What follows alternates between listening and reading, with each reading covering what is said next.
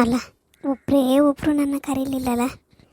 ಹ್ಞೂ, ರಾತ್ರಿ ಹೊರಗೆ ಕೂತ್ಕೊಂಡಿದ್ದೆ ಇಷ್ಟ ತನಕ, ಒಬ್ಬರು ಕರೀಲಿಲ್ಲ ಒಳಬಾ ಅಂದ್ಕೊಂಡು. ಒಂದು ಮನೆ ಚಳಿ ಬೇರೆ ಇಲ್ಲ. ಎಷ್ಟು ಚಳಿ ಚಳಿ ಚಳಿ ಅನ್ಸೋಕೆ ಶುರುವಾಯ್ತಂದರೆ ಇನ್ಯಾರು ನನ್ನ ಕರುವರಿಲ್ಲ ಅನ್ಕ ನಾನೇ ಬಂದು ಮಲ್ಕೊಂಡೆ. ಒಯ್ಲಿ ಎಂತ ಮಾಡೋದು, ಒಂದು ಬದಿ ಹೊಟ್ಟೆ ಹೊಸು, ಒಂದು 4 ಬಿಸ್ಕೆಟ್ ಇಟ್ಕೊಂಡು ಅತ್ಲ ತಿಂದು ಖಾಲಿ ಐತೆ. ಯಾವ್ದಾರು ಬೇರೆ ಮಕ್ಕಳು ಬಂದಿರೆ ಎಂಥರು ತರ್ಸ್ಕೊಂಡಾರು ತಿನ್ಲಕ್ಕಿದ್ದಿತ್ತು. ಗೊತ್ತಾಯ್ತಿದ್ದಂಗೆ ಹಿಂಬದಿ ಬಾಗ್ಲಲ್ಲಿ ಹೋಗಿ ತಿಂದರೆ ಯಾರು ಬತ್ತಿಲ್ಲ ಅಲ್ಲಿ ಕೋಳಿಗೂಡ ಹತ್ರ. ಎಂತ ಮಾಡೋದು, ಹೊಟ್ಟೆ ಹಸ್ದಂಗಿತ್ತು, ನಿದ್ರೆಯೂ ಬತ್ತಿಲ್ಲ. ಹೊಟ್ಟೆ ಹಸ್ತ ನಿದ್ರೆ ಎಲ್ಲಿ ಬತ್ತತ್ತ. ಒಂಚೂರು ಚಾ ಕಣ್ಣಾರು ಕುಡ್ಕಣಕ್ಕೆ ಅಂತ ಬೆಂಗಳೂರಿಗೆ ಹೊತ್ತಿಲ್ಲಕ್ಕಿಂತ ಬೆಂಗಳೂರಿಗೆ ಹೋಗೋಕ್ಕೆ ಟಿಕೆಟ್ ಮಾಡಿಸೋದು ಯಾರು? ಒಂದು ಫೋನಾರು ಇತ್ತು ನನ್ನ ಹತ್ರ.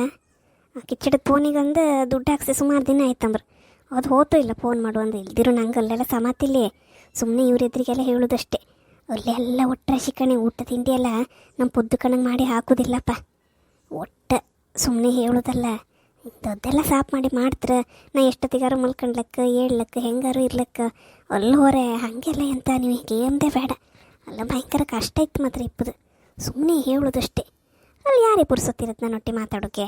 ಮಕ್ಕಳೆಲ್ಲ ಮಾತಾಡೋದು ಇಲ್ಲ. ಎಲ್ಲಿ ಅಡ್ಗೆ ತಂದು ಕೊಡೋರು ಯಾರು, ಹಾಗೆ ಸೊಪ್ಪು ತಂದು ಕೊಡೋರು ಯಾರು ಇರಲಿಲ್ಲ. ನನಗೆ ಮಂಡಿಗೆ ಎಣ್ಣೆ ಹಾಕೋಕೆ ಎಣ್ಣೆ ಇರೋದಿಲ್ಲ ಅಂತೆ. ಸುಮ್ಮನೆ ಮಂಡಿ ಮೇಲೆ ಕೈ ಇಟ್ಕೊಂಡು ಹಂಗೆ ನಿದ್ರೆ ಮಾಡ್ಕೊಂತೆ. ಎಲ್ಲ ಹೇಳಿ ಪ್ರಯೋಜನ ಇಲ್ಲ. ಅಲ್ಲದೆ ನಿಮ್ಮಮ್ಮ ಹಂಗಾರೆ ಉಣ್ಲೇ ಇಲ್ಲಲ್ಲ ಒಂಚೂರು? ಹೋಯ್ ಒಂದ್ಸಲ ಕೇಂತ್ರಿಯ ಕೇಳಿ ಮರ್ರೆ, ಕಡೆಗೆ ಅಂತಾರೆ ಹೆಚ್ಚು ಕಮ್ಮಿ ಯಾರೇ ಎಲ್ಲರೇ ನಾವು ಉತ್ತರ ಕೊಡ್ಕೊಂಬರ್ರೆ. ಹಂಗಿಂದೆಲ್ಲ ಬೇಡ. ಇಷ್ಟು ದಿನ ಕಂಡ್ಕೊಂಡಿದ್ದೆ, ಇನ್ನೊಂದು ಸ್ವಲ್ಪ ದಿನ ಒಳ್ಳೆ ರೀತಿ ಕಂಡ್ಕೊಂಬವ್ರನ್ನ. ಎಂತಕ್ಕೆ ಅವ್ರು ಸಿಟ್ಟು ಮಾಡ್ತಾರನ್ಕ ನಾವು ಸಿಟ್ಟು ಮಾಡೋಕತ್ತೆ. ಹೋಯ್ ಒಂದ್ಸಲ ಮಾತಾಡ್ಸಿ ನಿಮ್ಮರ್ರೆ. ಹೌದ್ವಾ, ಸುಮ್ಮನೆ ಆಯ್ಕು. ಬೇಕಾದ್ರೆ ಬತ್ತಾಳು ಉಂತಾಳು. ನೀನು ಇಲ್ದಿದ್ದೆಲ್ಲ ತಲೆ ಬಿಸಿ ನೀ ತಗೊಂಡ್ಬೇಡ ಸಾಕು. ನೀ ಮಾಡೋಷ್ಟೆಲ್ಲ ಮಾಡಿದೆ, ಇನ್ನು ಉಳ್ದೊಳದೆ ಅಂತ ತಗೊಂಡು ಮಾಡಲಿ. ನಾವು ಕರೀತಲ್ಲ, ಕರೀಲಿಲ್ಲ ಅನ್ಕೊಂಡಿಲ್ಲ. ಮನೆ ಮಂದಿ ಪೂರ ಹೋಗಿ ಕರೆದಿತ್ತಲ್ಲ, ಬಂದ್ರೆ ಬತ್ತಾಳು ಒಳಗೆ, ಇಲ್ದಿರು ಸುಮ್ಮನೆ ಆಯ್ಕೊಂತಾಳು. ಸುಮ್ಮನೆ ಮಾಡು, ಬೇರೆ ಕೆಲಸ ಇಲ್ಲ. ನಾವೇನು ಕಮ್ಮಿ ಮಾಡಿತ್ತವಳಿ ಹೇಳು? ಎಲ್ಲ ಅವಳು ಹೇಳ್ದಂಗೆ ಆತು.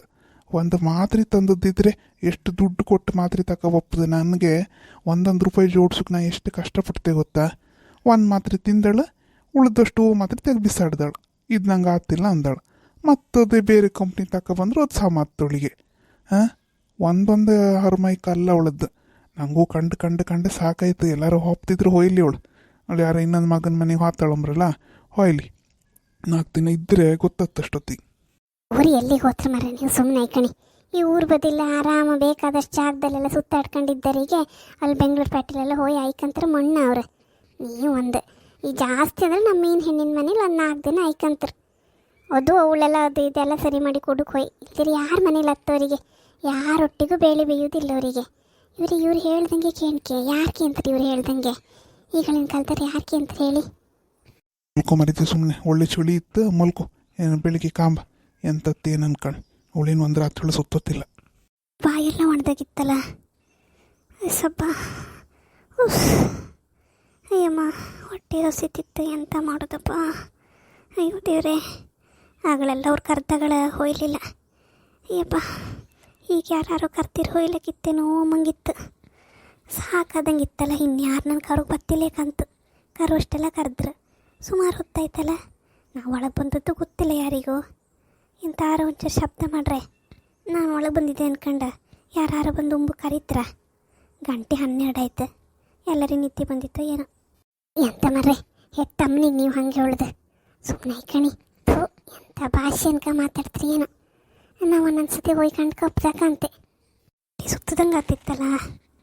ಯಪ್ಪ ದೇವ್ರೆ, ಈ ಮಂಚಿನ ಒಂಚೂರು ಇಟ್ಕಂತೆ ಥರ ಮೈಯೆಲ್ಲ ವಾಲ್ದಂಗೆ ಆಗ್ತಿತ್ತು.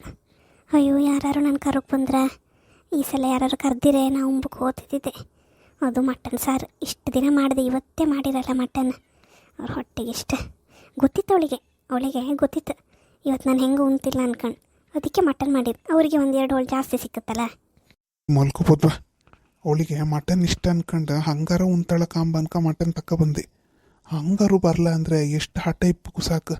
ನಮ್ಮನೆ ಮಾಣಿಯೂ ಅಷ್ಟು ಹಠ ಮಾಡೋದಿಲ್ಲ, ಅಷ್ಟು ಹಠ ಮಾಡ್ತಾಳೆ ಕಣ್ಣವಳು. ನಮ್ಮನೆ ಸೊಕ್ಕಿನ ಹಿಂಸೆ ಮುಂಚಿಂದ ಹಂಗೆ ಅದು. ಅಪ್ಪ ಮತ್ತು ಸುಮ್ಮನೆ ಓಡಿ ಹೋದ. ಈ ಹಳ್ತಿನ ಕಾಲದಲ್ಲಿ ಇಷ್ಟು ಸಿಟ್ಟು ಸಡಿ ಮಾಡ್ತಾಳಂದ್ರೆ ಅವಳು ಆಗಳಿಗೆ ಎಷ್ಟು ಹಾರಡಿಪ್ಕು ಸಾಲ. ಆಗಳಿಕೆ ನಮ್ಮ ಮನೆಯವರೆಲ್ಲ ಹೊಂದಿ ಮಾಂಸ ಎಷ್ಟು ತತ್ತಿದ್ದೀರಿ. ಒಂದು ಹೊಂದಿ ಹೊಡೆದ್ರೆ ಶಿಕಾರಿಗೆ ಹೋಯ್ ಅಂದ್ರೆ ನಾನು ಹತ್ತು ಮನೆಗೆ ಮಾಂಸ ಕೊಡ್ತಿದ್ದೆ. ಈಗಳಿನ ಮಕ್ಕಳ ನನಗೆ ಒಂದು ತುಂಡು 2 ತುಂಡು ಚಿಕನ್ ಹಾಕೋಕೆ ಹಿಂದೆ ಮುಂದೆ. ಅದಂಗೆ ಕಾಯಿಲೆ ಮರ್ರೆ, ಒಂದ್ಸಲ ಒಳಗಾರ ಬಂದು ಮಲ್ಕೊಂಡ್ಲಿ ಅವ್ರು. ನಾವು ಇವತ್ತೆ ಏನೊಟ್ಟು ನೀನು ಮಲ್ಕೊಂತಿಲ್ಲ, ನನಗೂ ಮಲ್ಕೊಂಬಿಟ್ಟುದಿಲ್ಲ. ಈಗ ನಂಗೆ ನಿದ್ರೆ ಬರ್ದಿರ ಇನ್ನೊಂದು ಸ್ವಲ್ಪ ಹೊತ್ತು ಹೊಟ್ಟೆ ಸುಸುರು ಹತ್ತು ಉಚ್ಚಿ ಅಂತೂ ಇಡೀ ಹೊತ್ತು ಬತ್ತೈಕಂಬುದು ಹೋಗ್ಬೋದು ಒಪ್ಪದೆ ಕೆಲಸ. ನಾನು ಒಂಚೂರು ಇತ್ಲಿಗಾರ ಹೋಗಿ ಬತ್ತೈತ್ಲ. ಅಲ್ಲದೆ ಒಂದು ಕೆಲಸ ಮಾಡೋದಾ, ಎಲ್ಲ ಮಲ್ಕೊಂಡಿರು. ಇಷ್ಟೊತ್ತಿಗೆ ಎಚ್ಚರ ಇದ್ದದ್ದಿದ್ರೆ ಯಾರು ಒಂದ್ಸಲ ಬಂದು ಹೇಳ್ತಿದ್ದಿರು. ಯಾರು ಇಲ್ಲಿವರೆಗೆ ಬರಲಿಲ್ಲ ಅಂದರೆ ಎಲ್ಲರಿಗೂ ಜೋರು ನಿದ್ರೆ ಬಂದಿತ್ತು ಅನ್ಕಂಡೆ. ಒಂದು ಕೆಲಸ ಮಾಡ್ತೆ, ನಿಧಾನಕ್ಕೆ ಹೋಗಿ ಒಂದು 2 ಸೌಟ ಅನ್ನ ಹಾಯ್ಕೊಂಡು 2 ಹೋಳು ಹಾಕ ತಿನ್ಕೋಬಪ್ಪ. ಹೊಟ್ಟೆ ಹೊಸುಗೆ ಮಾತ್ರ ನಗಡ್ಬಿಟ್ಟು ನೀವೆಲ್ಲ. ಹೊಟ್ಟೆ ಹೊಸುಗೋಸ್ಕರ ಅಷ್ಟೇ, ನನಗೇನು ಆಸೆ ಅಯ್ಯಲ್ಲ. ನನಗೇನು ಆಸೆ ಇಲ್ಲಪ್ಪ ಮಟನ್ ಅಂದರೆ.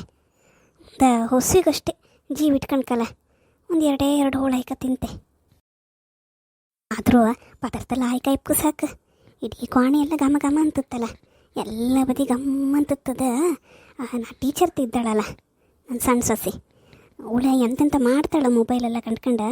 ಲಾಯ್ಕ್ ಇರುತ್ತೆ ನಮ್ಮನೆ. ಅದು 3 ದಿವಸ ಒಂಚೂರು ಬೇದಿ ಕಣ್ಣಂಗೆ ಹೊತ್ತು ಅವಳು ಮಾಡ್ದಾಗಳೆಲ್ಲ.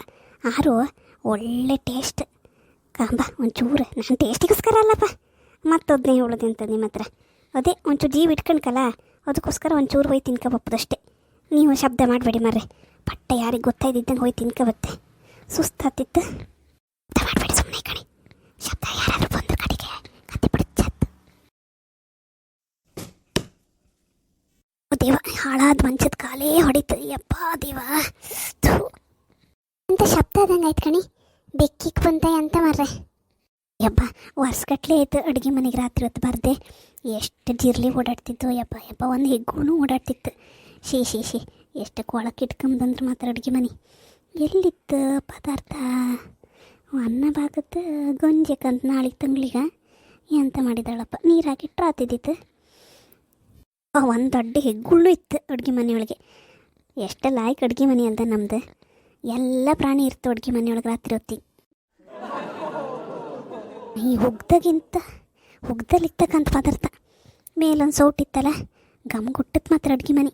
ಹೆಗ್ಗುಳ ಬರ್ದೆ ಜಿರ್ಲಿ ಬರ್ದೆ ಇನ್ನೇ ಅಂತ ಎಲ್ಲ ಬತ್ತು. ಈ ನಮ್ಮನೆ ಪರಿಮಳಕ್ಕೆ ಅಕ್ಕಪಕ್ಕದ ಮನೆಯವರು ರಾತ್ರಿ ಬಪ್ಪದೆ. ನಾ ಬಪ್ಪದೆ ಅಂತ ದೊಡ್ಡದ ಅದರೊಳಗೆ ಪಟ್ಟ ಒಂಚೂರು ಹಾಯ್ಕೊಂಡು ಉಂಡ್ಬಿಡುವ. ಯಾರಿಲ್ಲ, ಯಾರಿಗೂ ಗೊತ್ತಾತೂ ಇಲ್ಲ. ಎಲ್ಲ ಜೋರು ನಿದ್ದಿಲಿದ್ದರು. ಗಮ್ಮಂತಿತ್ತು ಪದಾರ್ಥ ಅಂದರೆ. ಪದಾರ್ಥ ಆಯ್ತಕ್ಕಂತ ಬೆಸ್ಟ್ ಆಯ್ತೇನೋ. ಅಡುಗೆ ಮಾತ್ರ ನಮ್ಮ ಸೊಸೆಯರ ಲಾಯ್ಕ್ ಮಾಡ್ತಾರೆ, ಸುಮ್ಮನೆ ಹೇಳೋದಲ್ಲ. ಎಷ್ಟು ಲಾಯ್ಕ್ ಅಡುಗೆ ಮಾಡ್ತಾರೆ ಅಂದ್ರೆ ಗೊತ್ತಿತ್ತ ನಿಮಗೆ. ನಮ್ಮ ಊರಲ್ಲ ನಮ್ಮನೆ ಪದಾರ್ಥ ಅಂದರೆ ಎಲ್ಲ ಜೀವ ಬಿಡ್ತಿರ್ ಕಣಿ. ಅಷ್ಟು ಲಾಯ್ಕ್ ಮಾಡಿ ಮಾಡ್ತಾಳೆ ಮಾತ್ರ.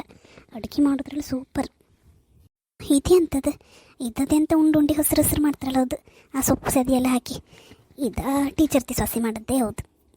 ಇದು ಬೇಡ, ಪದಾರ್ಥ ಖಾಲಿ ಆಯ್ತು. ಹಂಗಾರೆ ನನಗೊಂಚೂರು ಪದಾರ್ಥ ಬೇಕಿತ್ತಲ್ಲ. ನಮ್ಮ ಪದಾರ್ಥ ಎಲ್ಲಿತ್ತು? ನಾನು ಎಲ್ಲಿತ್ತು ಅನ್ಕ ಹುಡುಕು ಸುಮಾರಿತ್ತು. ಫಸ್ಟ್ ಒಂದು 4 ಹೋಳು ಹಾಕೊಂಡು ಪಟ ತಿಂಬತ್ಲಾಗೆ ಒಂಚೂರು ಅನ್ನ ಎಲ್ಲಿತ್ತು ಅನ್ನ ಹಾಕೊಂಡು ತಿಂತಂದರೆ ಯಬ್ಬ ಹೋಯ್ ಮಲ್ಕಂತ. ಇನ್ನು ಒಂದಿನ ಹಿಂಗೆ ನಾಟಕ ಮಾಡ್ಲಿಕ್ಕೆ ಒಂದೊಂದರ ದಿನಕ್ಕೆ ಸಾಕು. ಹಂಗೆ ಒಂಚೂರು ಬೇಕಂದ್ರೆ ಇದು ಪರಿಮಳದಾಗೆ ತಗೊಂಡು ಇಟ್ಕೊಂಬಕ್ಕೂ ಆತಿಲ್ಲ. ಎಂಥರ ಒಂದು ಬಿಸ್ಕೆಟ್ ಪ್ಯಾಕಿದ್ರೆ ಪಟ್ಟೆ ಈಗಳಿ ತೆಗೆದಿಟ್ಕೊಂಡು ಸೇರ್ಕೊಳಗೆ. ಯಬ್ಬ ಒಂದಿನ ಉಂಡಿದ್ದಕ್ಕೂ ಮಟನ್ ಪದಾರ್ಥಕ್ಕೂ ಬಾಯಾಗೆಲ್ಲ ಜೋಲು ಶುರು ಆಯ್ತು. ಫಸ್ಟ್ ಒಂಚೂರು ಉಣ್ಕಂತೆ ಮರೆ, ಯಾರು ಡಿಸ್ಟರ್ಬ್ ಮಾಡಬೇಡಿ. ಪದಾರ್ಥ ಅಂದರೆ ಸ್ವರ್ಗ. ಅಪ್ಪ ಯಾರು ಹೇಳೋದಿಲ್ಲ. ಇನ್ನು ಒಂಚೂರು ದಂಡಿ ಮೇಲೆ ಕೂತ್ಕೊಂಡೆ ಉಂಬ. ಯಪ್ಪ ಸಮಾಧಾನದಲ್ಲಿ ಉಂಬತ್ಲಾಗೆ ಉಂಡ್ಕ ಹೋಯ್ಕ. ಅಯ್ಯೋ ದೇವ, ಒಂದು ಲೊಟ್ಟೆ ನೀರು ಕುಟ್ಕೊಂಡು ಅಪ್ಪ ಅನ್ಕ ಬಂದರೆ ಫಸ್ಟ್ ಇವರು ನೋಯ್ ಕರೀತೆ. ಬನ್ನಿ ಅಂತ ತೋರಿಸ್ತೀನಿ, ಬನ್ನಿ ಇಲ್ಲ ಬನ್ನಿ. ಅಯ್ಯೋ ದೇವ್ರೆ, ಉಪ್ಪಿಡು ದೊಜ್ಜಿ ಎಲ್ಲ ನೀರ್ಗೀರ್ ತಂದು ಕೊಡುದೆ. ಇನ್ನೊಂದೆರಡು ಹೋಳು ಹಾಕುದಾ?